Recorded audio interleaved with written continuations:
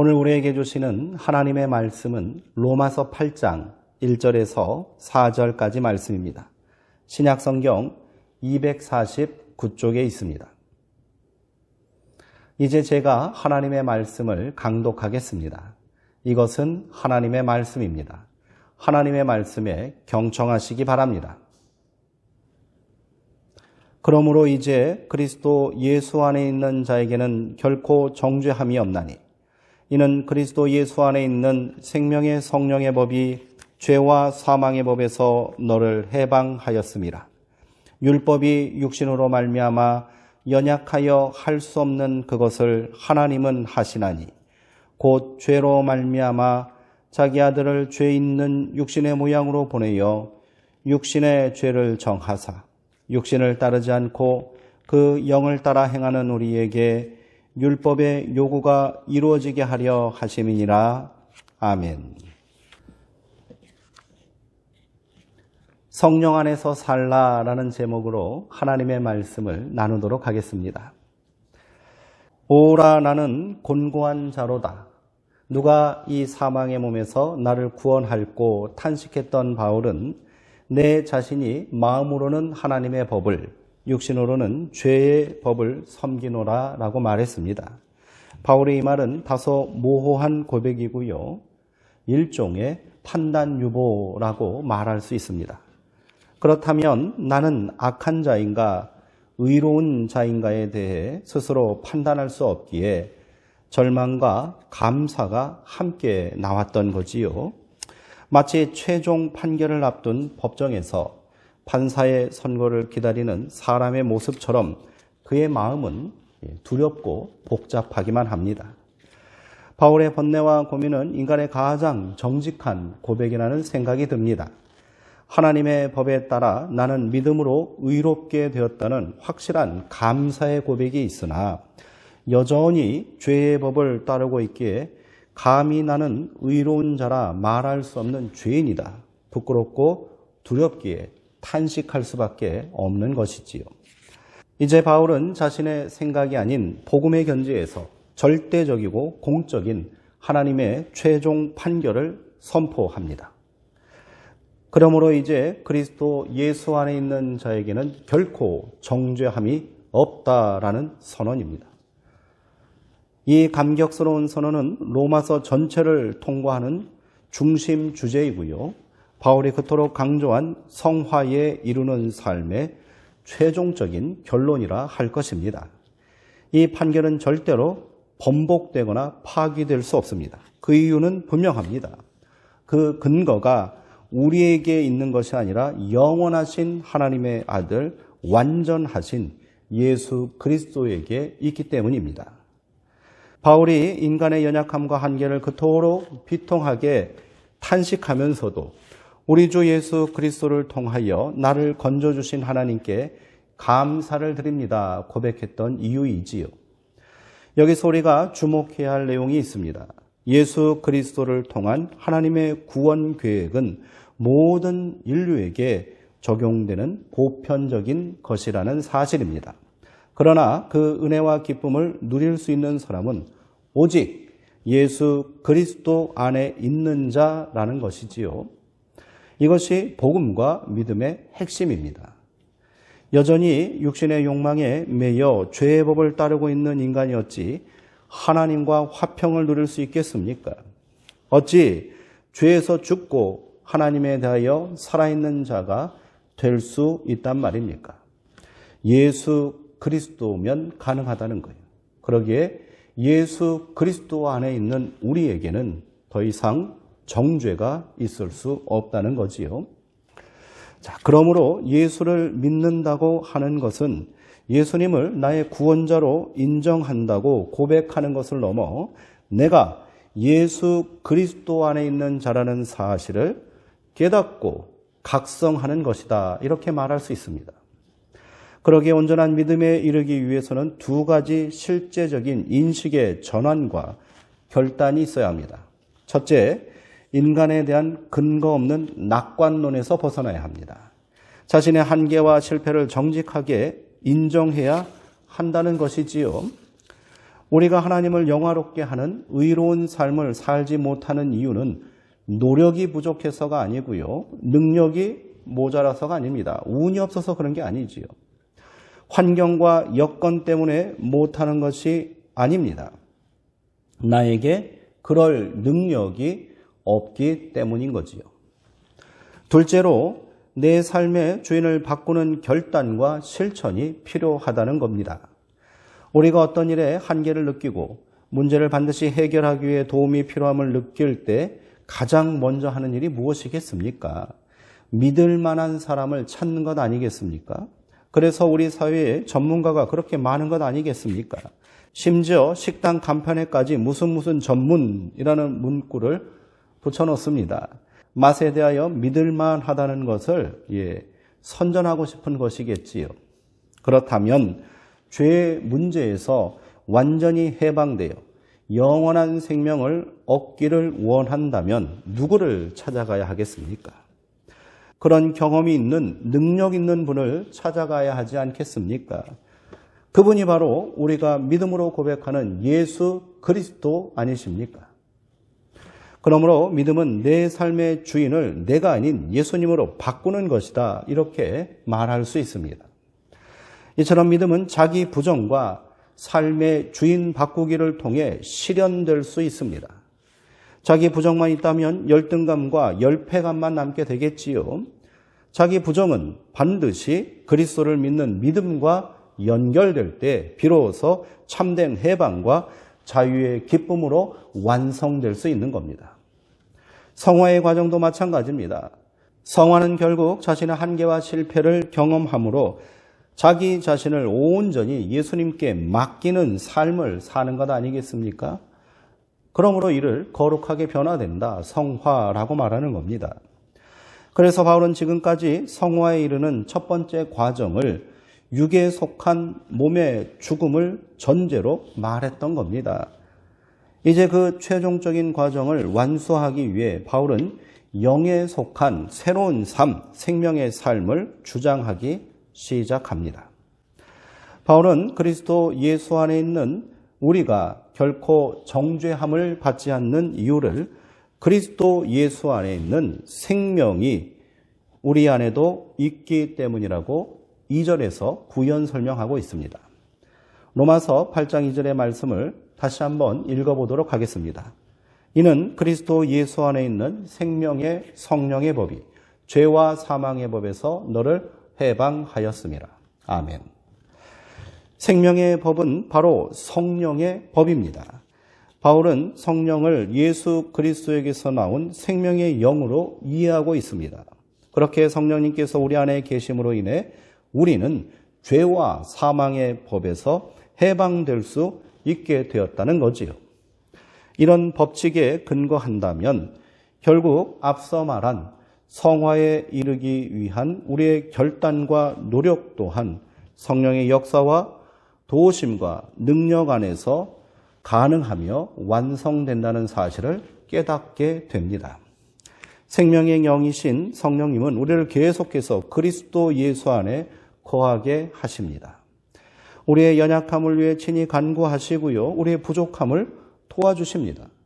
바울은 빌립보서에서 너희 안에 착한 일을 시작하신 이가 그리스도 예수의 날까지 그 일을 완성하실 것을 확신한다라고 고백했습니다. 그의 확신은 이러한 믿음에 근거한 것입니다. 우리 안에 착한 일을 시작하신 이가 바로 성령님이신 거지요. 이를 통해 우리는 삼위일체 하나님에 대한 이해의 폭을 넓힐 수 있습니다. 바울은 로마서 8장 3절과 4절에서 삼위일체 하나님의 역사를 이렇게 증언하고 있습니다. 육신으로 말미암아 율법이 미약해져서 해낼 수 없었던 그 일을 하나님께서 해결하셨습니다. 곧 하나님께서는 자기의 아들을 죄된 육신을 지닌 인간의 모습으로 보내셔서 죄를 없애시려고 그 육신에다가 죄의 선고를 내리셨습니다. 그것은 육신을 따라 살지 않고 성령을 따라 사는 우리가 율법이 요구하는 바를 이루게 하시려는 것입니다. 새 번역 성경으로 제가 다시 읽어드린 겁니다. 생명 안에서 하나님의 영으로 창조된 인간은 죄로 인해 육신에 매인 존재가 되어버렸습니다. 육신은 하나님과의 관계가 단절된 인간의 비극적인 실체를 말하는 것입니다. 육신에 속한 사람은 절대로 그러기에 하나님의 뜻을 이루는 율법의 요구에 응답하는 삶을 살 수 없고요. 아무리 신령한 율법이라 해도 그런 사람을 구원할 능력이 없는 겁니다. 율법은 그저 조문에 불과한 것이기 때문이죠. 거기에 어떤 구원의 능력이 담겨 있지는 않습니다. 이 비극적 관계의 단절을 해결할 수 있는 분은 하나님뿐이십니다. 그래서 하나님께서는 자기 아들을 죄된 육신의 모습으로 이 땅에 보내신 것이지요. 그렇다고 예수님이 우리와 같은 죄인이라고 말하는 것이 아닙니다. 비록 육신의 몸을 입고 오셨지만 그 본질은 하나님과 같습니다. 그러므로 예수님의 죽음은 형벌이 아닌 인간의 죄를 정하는 속죄의 사건이 되는 겁니다. 그렇게 하나님의 아들 예수 그리스도는 우리를 다시 하나님의 영에 속한 생명의 사람이 되게 하셨습니다. 이 재창조의 역사를 완성하신 분이 바로 성령님이라는 겁니다.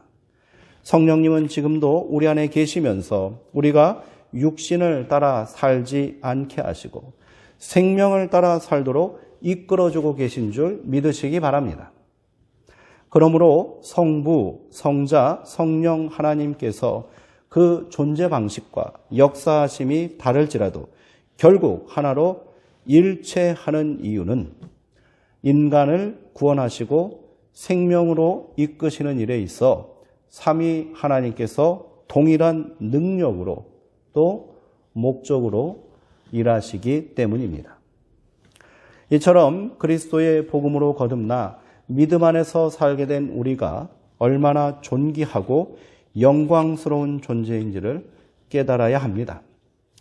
우리는 삼위일체 하나님의 역사하심을 통해 새롭게 태어난 존재입니다.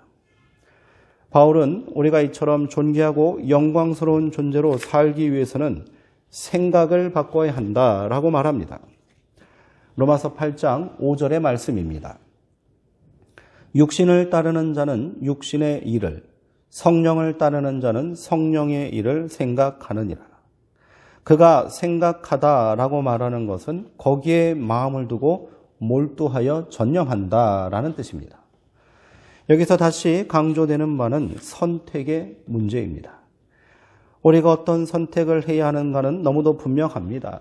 육신의 생각은 사망과 심판이며 영의 생각은 생명과 평안이기에 마땅히 성령의 생각을 선택해야 하겠지요.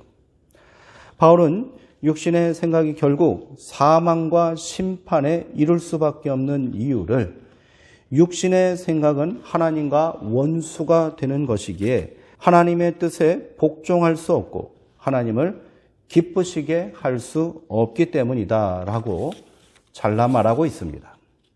이 비극적인 결말을 피할 수 있는 길은 오직 성령 안에서 사는 것밖에는 없습니다. 그렇다고 해서 우리가 성령을 찾아가야 하는 것은 아닙니다. 바울은 누구든지 그리스도의 영이 없으면 그리스도의 사람이라 할 수 없다라고 말하고 있습니다. 성령님이 이미 우리 안에 계시고 역사하신다는 말이겠지요. 성령은 영이시기에 그 존재를 우리가 느끼지 못할 수 있습니다. 아니, 못하겠지요. 그러나 예수님께서 성령에 대하여 바람은 불고 싶은 대로 분다. 너는 그 소리는 듣지만 어디에서 와서 어디로 가는지 모르는 것처럼 성령으로 태어난 사람도 그와 같다라고 요한복음 3장 8절에서 말씀하셨습니다. 또 바울은 고린도 교회에 보내는 편지에서 성령이 아니고서는 누구든지 예수를 주시라 할 수 없다라고 고백했지요. 우리가 예수를 나의 구원자로 믿고 있다면 우리 안에 성령님이 계시고 활동하시는 줄 믿으시기 바랍니다. 우리는 모두 성령의 사람인 것입니다. 흔히 말하는 성령 세례란 무슨 신비 체험을 말하는 것이 아닙니다. 이 사실을 분명히 고백하고 믿는 것이 바로 성령 세례라는 거예요. 지금도 성령님께서는 우리 안에서 생명의 역사를 계속하고 계십니다. 우리가 성령의 생각에 몰두하여 성령을 따르는 삶을 순종하며 산다면 우리는 옛사람이 죽고 그리스도 안에서 새 사람을 입는 생명의 존재로 날마다 변화되는 성령 세례를 받는 거지요. 내 마음과 생각을 바꾸는 것은 쉬운 일이 아닙니다. 육신에 대한 생각을 내려놓지 못한다면 더더욱 어려울 것입니다.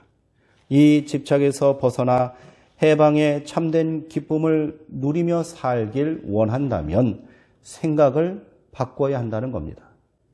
그리스도의 생명의 영인 성령에 집중하시고 그 감동하심에 따라 순종하며 사십시오. 우리가 날마다 성령 충만함을 위해 기도해야 하는 이유가 여기 있는 겁니다. 성령으로 드리는 기도는 겸손히 나의 부족함을 고백하고 하나님의 뜻에 순종하기를 간구하도록 우리의 생각과 우리의 마음을 이끌어 주십니다. 서정호 목사님의 깊어지는 인생이라는 책에 나오는 한 대목을 소개해 드리므로 오늘 설교를 마치겠습니다.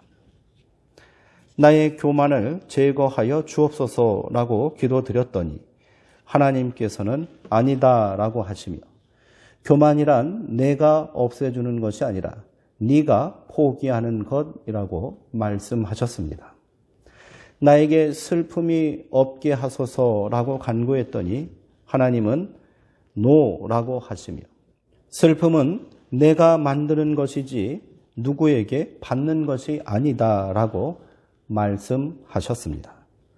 나에게 고통이 없게 하소서라고 기도했더니 하나님께서 노라고 하시며 고통은 우리를 세상에서 멀리하고 하나님을 가까이 하게 하는 은혜라고 가르쳐 주셨다. 주님께서 나를 사랑하시는 것 같이 나도 남을 사랑할 수 있도록 능력을 주소서라고 기도했더니 하나님께서는 미소를 띠며 이제 겨우 네가 나를 기쁘게 하는 기도를 배웠구나 라고 말씀하셨다.